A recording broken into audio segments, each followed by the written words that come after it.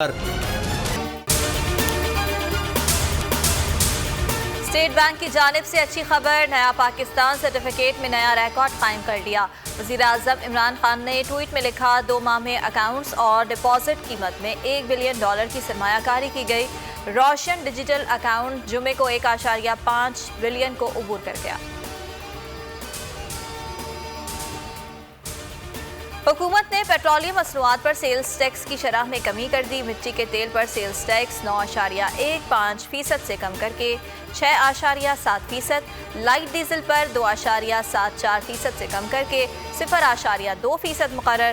Petrol اور high speed diesel پر 17% sales tax کی شرح برقرار۔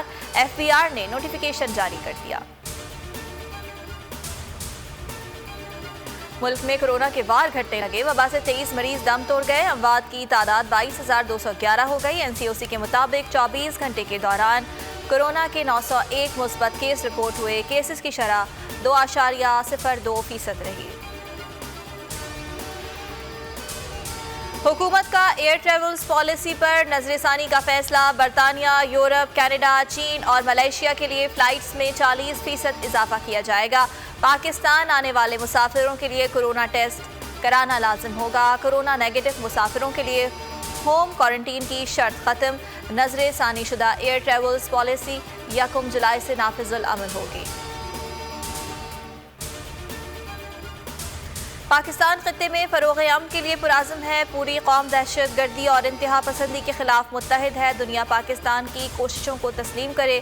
جنرل ندیم رضا کا مڈشپمین کورس کی پاسنگ آؤٹ پریڈ سے خطاب، عالمی برادری مقبوضہ کشمیر میں انسانی حقوق کی خلاف ورزیوں کا نوٹس لے۔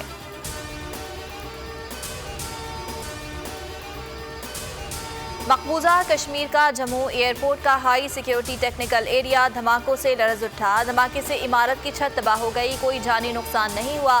عالمی میڈیا کے مطابق دھماکے کے وقت ایئرپورٹ پر اعلیٰ سطح اجلاس جاری تھا۔ پاکستان کی تمام سیریز ملک میں ہی ہوں گی، chairman Pakistan cricket board Ehsan Mani نے قوم کو بڑی خوشخبری سنا دی۔ پاکستان آئندہ سال New Zealand, England, West Indies اور آسٹریلیا کی میزبانی کرے گا۔ PSL 7 بھی مکمل طور پر ملکی سرزمین پر ہی ہوگا۔